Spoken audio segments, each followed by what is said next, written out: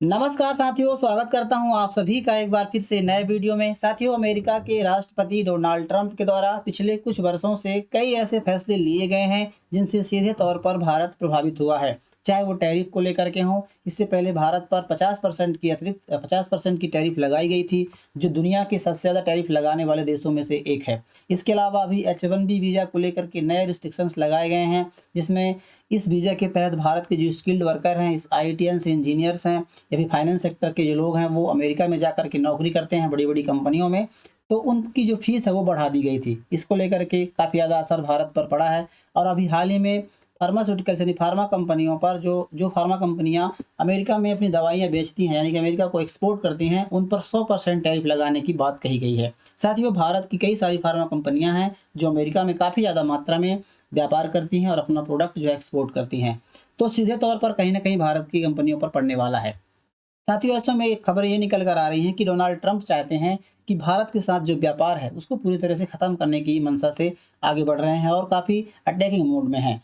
आज हम इस बारे में विस्तार से चर्चा करेंगे। साथियों, आप खबरों में देख सकते हैं, भारत की विभिन्न समाचार पत्रों में इस प्रकार से प्रमुखता से छापा गया है और कई तरह की हेडलाइंस बनी हैं। ट्रंप ने ब्रांडेड दवाओं पर 100% टैरिफ लगा दिया है और 1 अक्टूबर से ये लागू हो जाएगा। इस पर हम बात करेंगे।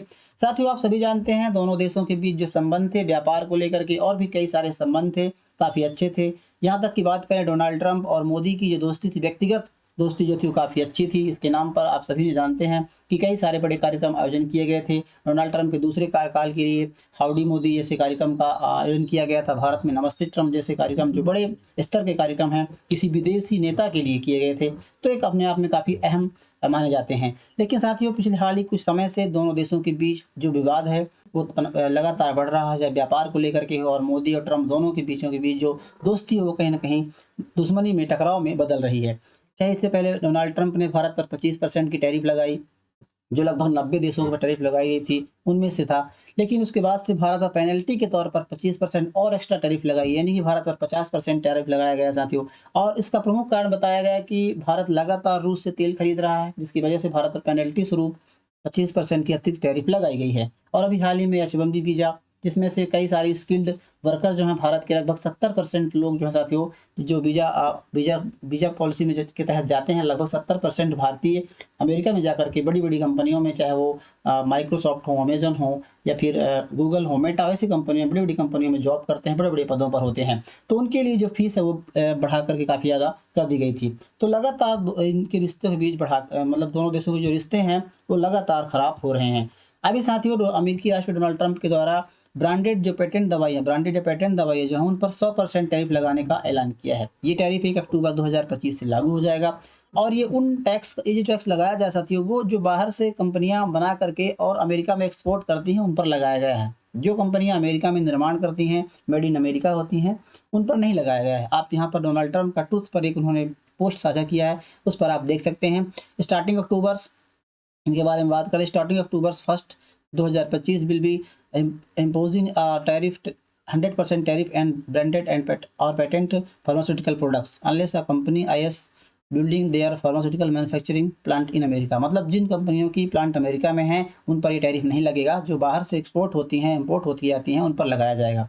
साथ ही उससे पहले आप सभी जानते हैं 50% टैरिफ लगाई गई, जो 27 अगस्त से लागू हो चुका, जिनमें से कपड़े, जेम्स, ज्वेलरी, फर्नीचर्स और भी कई सारे ऐसे प्रोडक्ट्स हैं जो भारत में लगातार ये महंगे हो रहे हैं, क्योंकि इनका जो एक्सपोर्ट है वो काफ़ी तौर पर रुक गया है।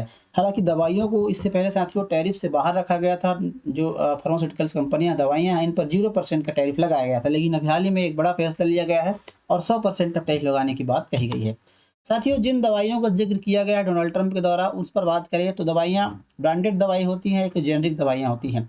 बात करें ब्रांडेड या पेटेंट दवाइयाँ, तो उनको अंतर आप समझ लीजिए ताकि आगे की बात समझने में आपको आसानी रहेगी। बात करें ब्रांडेड दवाइयाँ की, तो ये वो ओरिजिनल दवाइयाँ होती हैं जिनकी खोज किसी पर्टिकुलर फार्मास्यूटिकल्स कंपनी के द्वारा की जाती है। मतलब उसमें काफ़ी ज़्यादा रिसर्च लगता है, काफ़ी ज़्यादा पैसे खर्च किए जाते हैं, उसके बाद से नई दवाइयाँ निकल कर आती है। तो उसको मार्केट में काफ़ी डिमांड होने की वजह से उसकी ज़्यादा चर्चा होती है। तो साथियों, इसमें क्या है, इसे बनाने वाली कंपनी को एक टेस्ट मिलता है। मतलब इससे क्या है कि उस कंपनी, जिससे बात करें कोई पर्टिकुलर कंपनी है, उस कंपनी के द्वारा उस प्रोडक्ट को बनाने के लिए काफ़ी ज़्यादा रिसर्च करना पड़ा है, काफ़ी ज़्यादा पैसे खर्च करने पड़े हैं और एक नया प्रोडक्ट बनकर तैयार होता है। मतलब उस ऐसा कोई प्रोडक्ट जो दोबारा, मतलब उस प्रकार से प्रोडक्ट अभी मार्केट में उपलब्ध नहीं होता है। तो एक नया प्रोडक्ट बनाते हैं जिससे काफ़ी ज़्यादा खर्च होता है।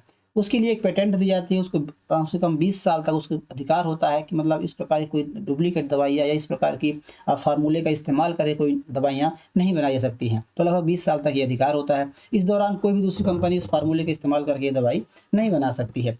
साथियों, इसके अलावा दूसरी दवाई होती है जेनरिक दवाइयाँ। जेनरिक दवाइयाँ क्या होती है कि जो पेटेंट दवाइयाँ होती हैं, जो ब्रांडेड दवाइयाँ होती हैं, उनकी जो पेटेंट अधिकार है वो ख़त्म हो जाती है। इसके बाद से वो बाजार में आती हैं और इस ब्रांडेड दवाई के समान जिस फार्मूले से दवाई बनाई जाती है, उसी फार्मूले का इस्तेमाल करके और भी कंपनियों के द्वारा उस प्रकार की दवाइयाँ बनाना शुरू कर दी जाती है। तो वो दवाइयाँ जेनरिक दवाइयाँ होती हैं।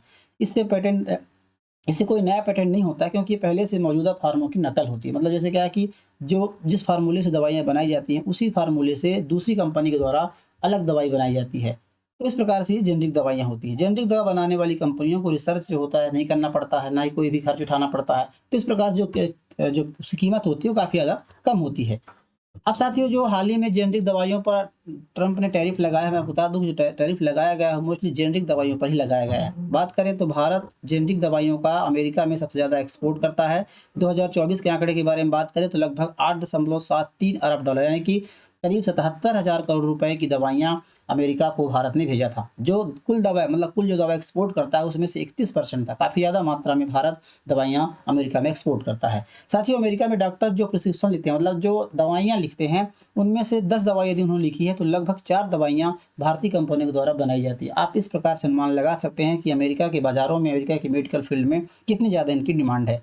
एक रिपोर्ट के मुताबिक बात करें 2022 में अमेरिका के हेल्थ केयर सिस्टम के 219 अरब डॉलर बचे थे। मतलब भारत की जेनरिक दवाएं इतनी सस्ती होती हैं जिनकी वजह से 219 अरब डॉलर अमेरिका के बचे थे। 2013 से 2022 के बीच बात करें तो यह बचत 1.3 ट्रिलियन डॉलर थी।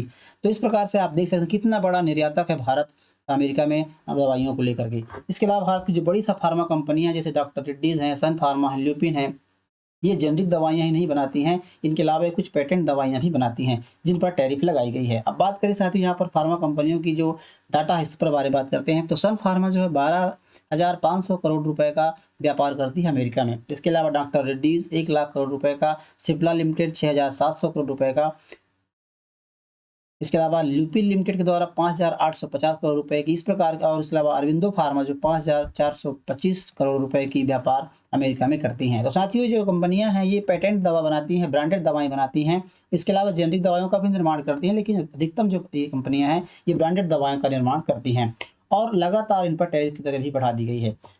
साथियों, भारत पर इस पर क्या असर पड़ने वाला है तो मैं आपको बता दूं कि भारत के साथ साथ अमेरिका पर भी असर पड़ेगा, क्योंकि भारत अमेरिकाओं को दवा के सबसे बड़े आपूर्तिकर्ता में से एक है। यदि इस प्रकार के टैरिफ लगेंगे तो भारत की जो कंपनी दवाइयाँ हैं वो अमेरिका में महंगी हो जाएंगी।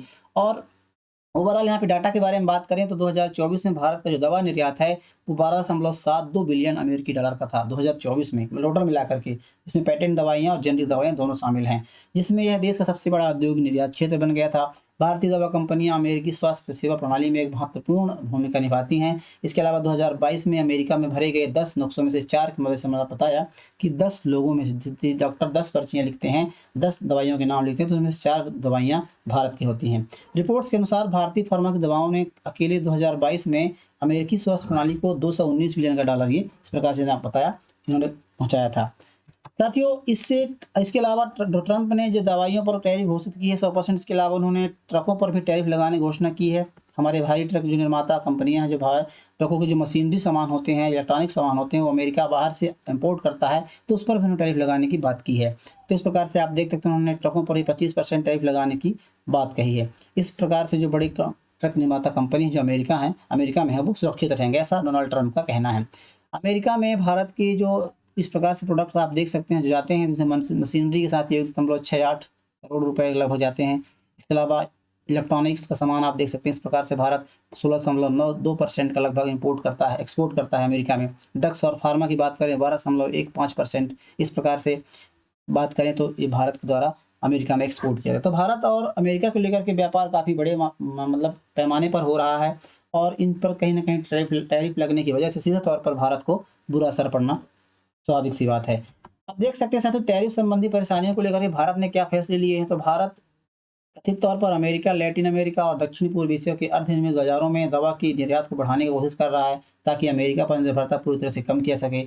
इसके अलावा भारत की जो औषधि निर्माता कंपनी है, हमारी औषधि निर्यात संवर्धन परिषद है, काउंसिल है, उसके द्वारा ये भी कहा गया है कि व्यापार घाटे को करने के लिए भारत चीन को भी अपने जो फार्मास्यूटिकल कंपनियां हैं, जो दवाइयां हैं, उनको व्यापार करने का प्रयास करेगा, क्योंकि जो ज़्यादातर कच्चे माल जो होते हैं वो चाइना से आते हैं। तो भारत भी चीन के साथ एक डील कर सकता है कि यदि कच्चे माल आपसे हम ले रहे हैं तो कहीं ना कहीं आपको जो दवाइयाँ हम देंगे वो चीन को भी लेना होगा। तो इस प्रकार से एक डील के तहत देखा जा रहा है कि भारत चीन को भी इम्पोर्ट एक्सपोर्ट कर सकता है।